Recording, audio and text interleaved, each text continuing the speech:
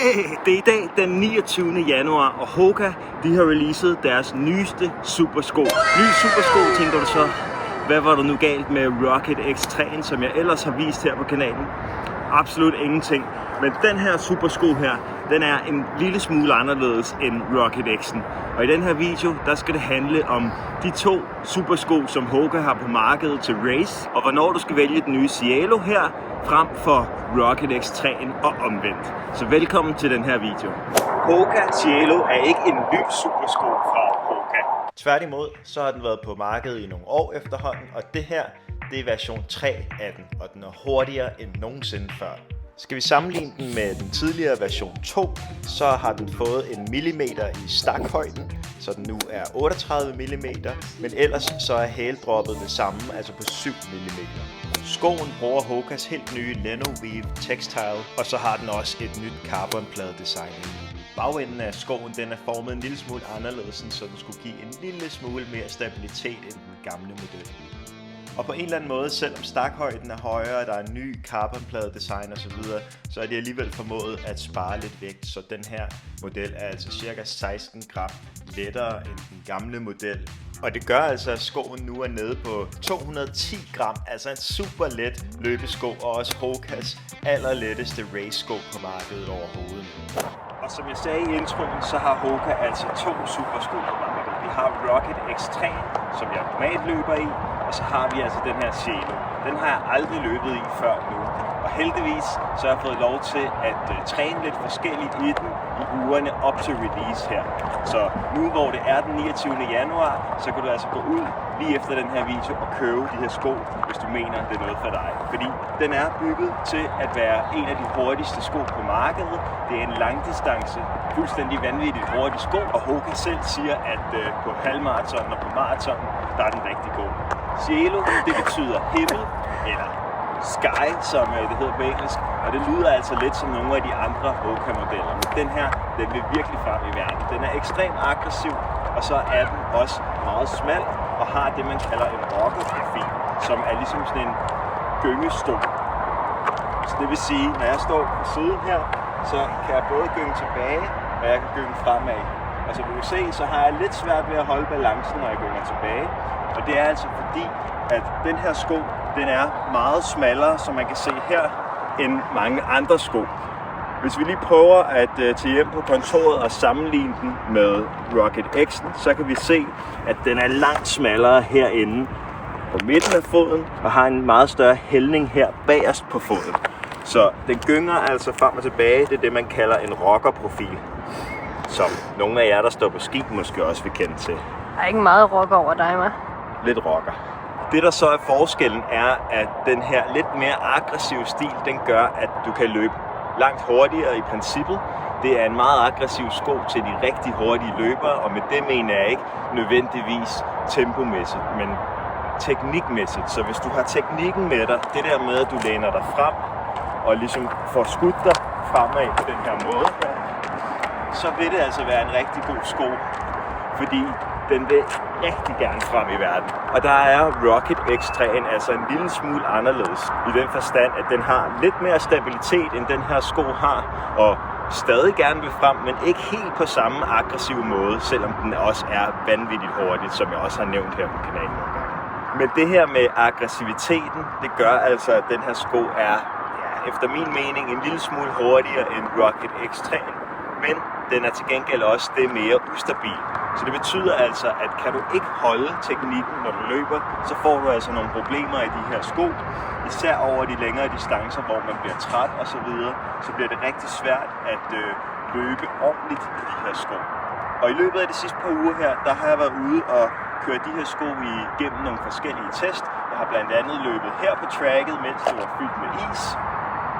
Og der løb jeg 10 gange 400 meter. Det er et workout, kan I se her. Og i de her 400 meter, der løb jeg nede omkring 3:20 pace, og der følte jeg altså, at de her sko her, de ville virkelig gerne løbe så hurtigt. Det vil min Rocket X3 også, men der stabiliserer jeg mig sådan set lidt bedre omkring de 3:30-3:40. Og det kan godt være, at det tempointerval, det varierer lidt per løber. Men da jeg løb her på tracken, der fandt jeg også ud af en anden ting omkring min løbestil i de her sko. Noget med, hvor højt oppe jeg sætter af på tæerne. Prøv lige at se med her engang.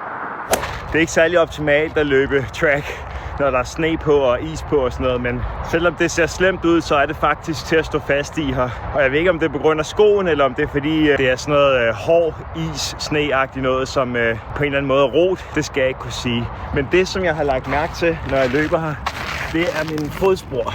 Og hvis du kigger på fodsporene her, så kan man tydeligt se, at de er mørke ude i spidserne.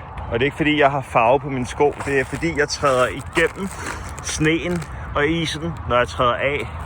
Og det viser altså meget godt, hvordan afsættet er i de her sko her. Så når jeg træder, så kommer jeg altså op på forfoden, og så sætter jeg af. Men det sker kun, når jeg løber hurtigt. På de runder, hvor jeg slapper af, der ser mine fodspor sådan her ud. Og der er altså ikke nogen sorte tapper oppe i enden. Og følelsen, når man løber i skoene langsomt, er altså heller ikke særlig god. Der vil jeg foretrække at løbe i andre sko, hvis man skal løbe langsomt, sådan, hvor man lander midt på foden i stedet for på forfoden. Fordi når det går hurtigt, så kan du se, at alle mine fodspor, de har sorte tapper. Og her, hvor jeg har løbet langsomt, det har jeg med vilje prøvet at gøre de sidste par runder her ude i siden, så man kunne se forskellen. Og der er altså stor forskel at se. Det er ret interessant. Og jeg gad godt at vide, om mine andre sko også gør det samme, eller om det er fordi, at formen på skoen er så aggressiv, som den er. Og det er altså koldt nu om dagen her, og det her helt tynde upper mesh, det er stort set det samme i de to forskellige typer supersko her. Men det betyder også, at der ikke er særlig meget isolering. Det skal der heller ikke være i så hurtig en sko. Men når det er så koldt her, så er det altså tæerne, der kommer til at fryse først. Så at sidde og optage det her, det er en lille smule koldt. Men jeg har selvfølgelig ikke kun testet her på tracken. Jeg har også været ude og teste på de længere ture. Derfor så var jeg også ude at løbe en 25 km tur i de her sko, hvor jeg startede stille og roligt, og så løb lidt hurtigere på den anden side. Fordi det er først der, når du kommer længere ind i dit løb, og din teknik begynder at bryde en lille smule sammen, at man kan få problemer i de her sko. For imens teknikken er der, så bliver du virkelig hjulpet frem af den her tykke skum ting, som Hoka de har gang i her, og så selvfølgelig carbonpladen, der er inde i midten. Så det her boost, du får af sådan nogle sko her, det er altså helt vildt. Hvis du ikke har prøvet det før, så gå ud og prøv at løbe din carbon race sko. Det er altså rimelig vildt. Men som sagt, det der med, at når teknikken bryder sammen, så vil de her sko ikke hjælpe dig særlig meget. Det var faktisk noget, vi både Rikke og jeg oplevede ude på den her tur her. Så lad os lige se, hvordan det gik. Okay, og ligesom ved min track session tidligere på ugen, så skal der selvfølgelig også lige komme en live rapport her ude fra den lange løbetur. Og jeg er lige nu cirka 15 km inde i en tur på 25 km bliver det i alt. Og det er en del af optrapningen til Barcelona Marathon, hvor jeg stille og roligt hæver den lange distance her. Og i dag der er jeg med vilje startet med lidt udmattelse i benene. Jeg startede i poolen, hvor jeg nåede til et af de svømmepas, som jeg elsker at hade og hader at elske.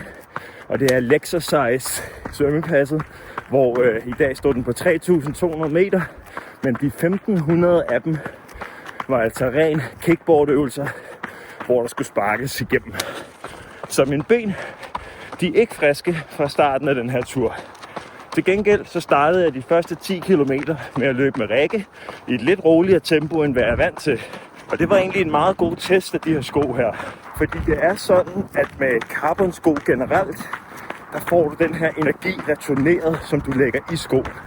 Så jo mere energi du ligesom putter i skoen, jo mere energi får du også tilbage igen. Og det er derfor, de er så gode til, når man virkelig er ude og løbe hurtigt. Men det betyder altså også, at den her energi, som man lægger i skoen, den kan lige pludselig komme til at arbejde imod dig. Og det jeg mener med det er, at når teknikken ikke er helt i orden, og du ligesom ruller fremad i skoen, sådan så du får energien til at skyde dig fremad, så vil den altså skyde dig enten opad eller tilbage igen på en eller anden måde.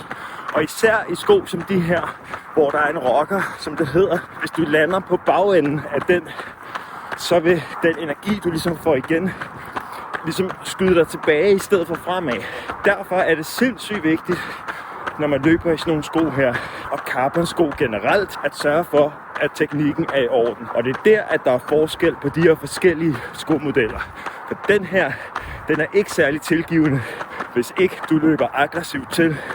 Hvorimod Rocket X'en er en lille smule mere tilgivende på den front, fordi den ikke har samme rocker tilbage i skoen. Og det var altså noget, jeg lagde mærke til tidligere, da jeg løb sammen med Rikke i et lidt mere roligere tempo, fordi når jeg skulle løbe mere roligt, end jeg plejer at gøre, så er min teknik en lille smule anderledes, og jeg løber ikke lige så meget på forfoden. Og der kunne jeg altså mærke, at den energi, jeg fik fra skoen, var ikke helt den samme. Den gik på en eller anden måde opad, og det var faktisk en lidt mærkelig følelse. Men det er altså klart, når jeg lander anderledes på skoen. På samme måde, så havde Rikke det hårdt, fordi hun er begyndt at trappe op igen efter en periode uden så meget løb. Og det gjorde altså, at hun her sidst på ugen var træt, og derfor ikke kunne ramme den teknik, som der skulle til for at løbe i de her sko. Og det gjorde altså, at hun rent faktisk fik nogle problemer med at holde formen. Okay, det var lidt fra den lange løbetur, og i alt så har de her sko altså nu været ude på omkring 40 km penge. I forhold til holdbarheden, så kan jeg ikke se noget slid overhovedet. Faktisk er det lidt sjovt, for jeg har både løbet på is, her på asphalt track, jeg har løbet i grus, hårdt grus og alt muligt andet derude. Og jeg kan altså ikke se noget slid på skoene endnu, det kan jeg lige vise her på kameraet. Og generelt synes jeg, det er lidt sjovt, at man står overraskende godt fast i de her sko. Jeg troede, jeg skulle skøjte rundt, da der var iser. Det gjorde jeg faktisk ikke. Men i hvert fald, så er det nogle sko, jeg kan anbefale til dig, som kan holde teknikken i længere tid ude på de lange og rigtig hurtige løbeture. Det er også til dig, som kun løber, altså det vil sige, hvis du skal ud og løbe en maraton eller en halvmaraton, så er det her nogle rigtig gode sko. Men jeg vil så også sige, at hvis du ikke har den helt optimale løbestil endnu, så brug noget tid på at træne den, før du går ud og køber sådan nogle løbesko her. På samme måde, hvis du dyrker noget sport, som f.eks. triathlon, som de fleste, der ser med, de gør her, så er man oftest lidt træt i benene, inden man kommer ud på løbet, og derfor er det altså ikke helt optimalt at tage nogle sko på, hvor det der med balance og teknik, det betyder sindssygt meget. Og det er også derfor, at vi ser, at det professionelle felt oftest løber i Rocket X-skoen frem for Cieloen, som altså har været ude i tidligere versioner på markedet før. Og af samme årsag kommer jeg også til at løbe i Cieloen, når vi skal til Hoka, Paris halvmarathon og til Barcelona og løbe den fulde maraton. Der bliver det ren Cielo-sko, imens jeg til min triathlons senere på året kommer til at løbe i Rocket.